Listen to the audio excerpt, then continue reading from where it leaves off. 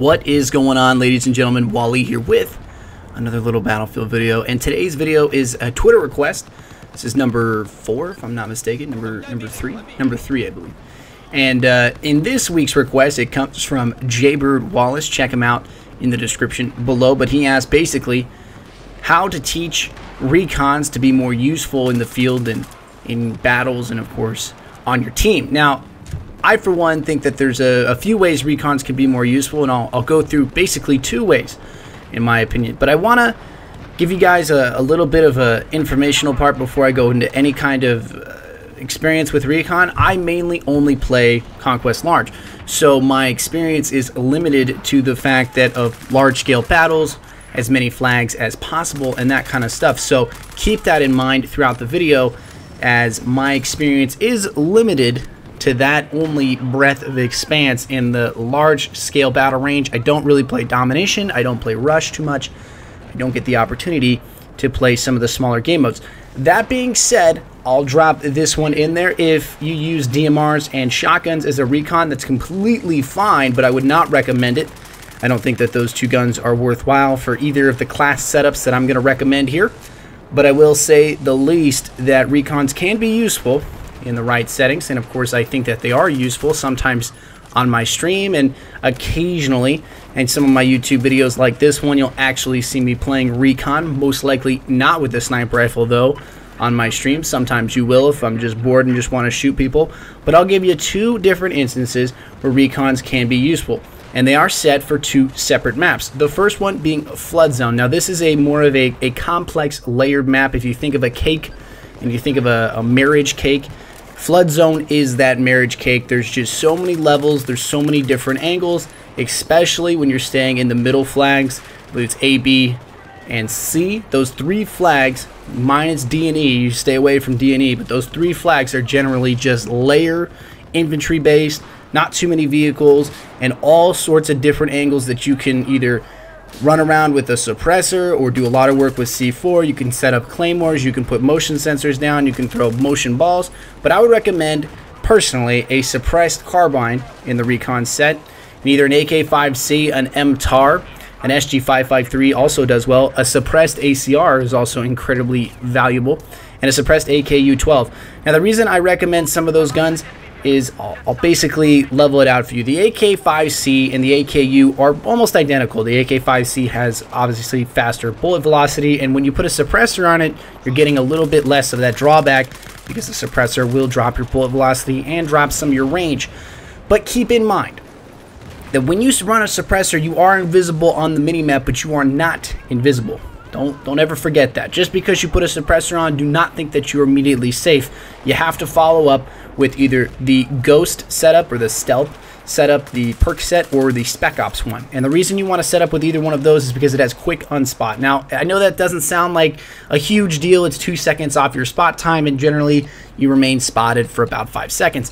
But the way I like to play, especially on Flood Zone, is I like to run around with a suppressor and a carbine and just run levels. I'll do hit and run tactics, mainly guerrilla tactics. I'll grab 1 or 2 kills on C. I'll check out, scan if I'm in any kind of combat, or if I check the mini-map and there's too many players around me, mainly 2 more players around me, and I've already killed 2, I will just peace out. I'll basically either hop off, go play the ground level, and come up on one of the other little stairwell areas and either B or C, or I'll go straight to A. And I'll basically just run routes on that entire map. And if you come into my stream, you'll see exactly what I'm talking about. I mainly only do this on Flood Zone. I'll just run routes on the map because you have so much opportunity where you can just poke in, get a kill, get out of there. Poke in, get a kill, get out of there. Now, it doesn't always work. Some players will wise up to you and understand that you're only playing the lower levels, but 90% of the time when you're playing Flood Zone, most players stay to the top levels where most of the combat is. Only a few players and a very, very small handful will actually play the lower levels. Now, in recent times, I've actually seen a few more recons utilize this suppressor setup, put down a tugs or throw motion balls, whatever, and then run around with C4 and a suppressor. Now, these recons are incredibly dangerous because you will be marked with them regardless. The cool thing about, I believe, the Stealth and the Spec Ops class both come with it, is that when you are walking, you do not show up on UAVs, you don't show up on tugs, and you don't show up on motion balls. But when you're running, you do.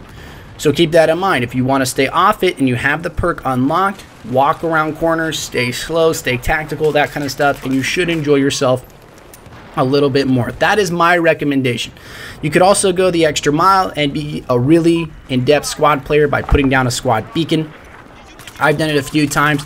Basically, you want to put your squad beacon down on the lowest level as possible when it's not flooded, somewhere in one of those little inlets that you can put them down under the stairwells. Work well. You always give yourself a mobile spawn point and you give your squad a mobile spawn point. And the great thing about it from BF3 to BF4 is that you don't have to replace it every single time you die. It just stays there until someone comes and blows it up, or you place down a new one, which is a great little touch. You're always an asset to your squad. You're not some useless recon up on top of the roofs sniping at people. Now here is the other recon setup. Now this is the actual recon setup, mind you, and I'm gonna flip between some flood zone footage and some Hanan footage. And this is the only time that I really only want to run a sniper rifle. It's on Hanan. And I'll do this basic setup. I'll put on the sniper class, I'll put down a tugs, and I'll have C4 in my hand. And in the perk set, I'll actually use sniper. Now the reason sniper is useful, it gives you a little bit extra breath. It gives you a little bit extra time in terms of acquiescing target. You get faster spot times, which is what you are supposed to do as a recon, especially a sniper. You're supposed to just sit there and spam your back button. Or it's not your back button anymore, it's your right button now, I believe. Sorry, BF3 is still in the mind. But basically, you do that, and you have also a quick unspot, which is great as a sniper and counter sniper. But basically, it's utilized as a counter sniper. Essentially, there's so many players in the game that play as just snipers. They just want to be a sniper. But when you play as a counter sniper and you're playing on the middle flag, and I mean the middle flag as in C, there's two upper areas on both sides to get on that middle deck, not the very top deck. I would not recommend sniping from up there. I wouldn't recommend sniping on the bottom deck. I'd recommend sniping on the top deck. There's a bar side close to the American spawn, and then close to the Chinese spawn is this little stairwell conference room area. Now what I do is I'll blow out the walls on both sides, in the bar room and then on the conference room, depending on which side I'm on. I'll put a tugs in the same room behind me, and I'll basically just counter snipe. I'll counter snipe the Americans into their deployment, and I'll counter snipe the Chinese to the D&E flags. And it's really, really effective. You're not going to get super amount of kills. Don't be surprised if you don't top the leaderboards, but I will tell you right now, I've topped the leaderboards doing this in the past. Done it a few times on stream, and it can be very, very useful for your team.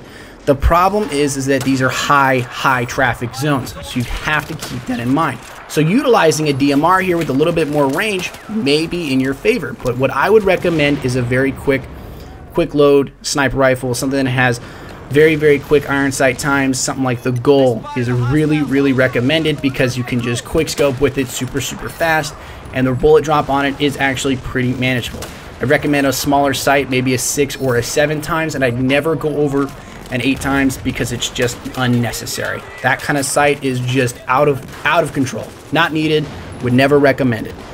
But remember that you may want to run also a secondary with a high fire rate, like a 93R, G18, or even that shorty 12 gauge shotgun, because it is useful in those close range combat areas. Because let me tell you, once you start killing people, you're going to attract a lot of attention. You're going to get people that are like, oh, he's only on C flag, I'm going to go get him.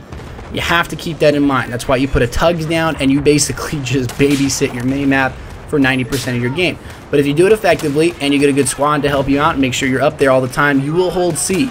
You will definitely hold C. But again, recommend not going on the roof, not playing out the bottom. Play those middle levels, because generally people don't look there, especially for snipers and counter snipers. Keep that in mind.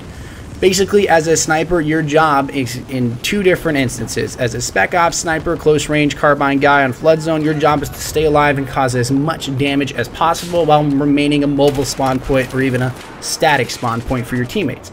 As a counter sniper or an actual sniper on Hanan, your job is to spot as many enemies as possible, and your first targets are the enemy snipers that are pestering your team.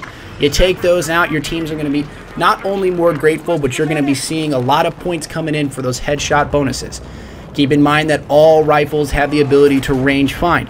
So if you're seeing under, don't aim up, just change yourself to 200, 300, 400, and so forth. The highest I'd ever have to go was about 200 with the SRR-1. Keep that in mind. It's a very good rifle to use as well on Hanan. But most importantly, just pay attention to your mini-map. You have the tugs for a reason. It's basically a wall hack. Not a lot of people run spec ops or stealth, so keep that in mind. You're not going to see a lot of people not appearing on that. Always, always, always remain as a squad mate. Try to help your squad as much as possible. Try to play in a squad. Do not lone wolf it. This isn't Call of Duty or any other game like that. You are a recon, not a Mark Wahlberg sniper. Keep that in mind. You should have a little bit more fun playing these classes, and I hope you guys learned something in the process, and I hope I can learn more from you. Let me know what you think in the comments below, and again, check out Jaybird Wallace. As always, the requests will go live at 4 p.m. on Thursdays. I'll say, hey, I'm looking for a comment here. Give me something to do a commentary on. What do you want to hear about? I'll talk about anything really. Nothing really is off topic or too sensitive, and it doesn't have to stay within the Battlefield realm. Let me know. As always, I appreciate you guys, and I hope you guys enjoyed this video. Join me on my streams every day for a little bit of Battlefield and some other games action. And I hope you guys have a great day and also a great 4th of July. Hope you guys stay safe. That'll do it for me. I love you all very much. I'm out. Peace.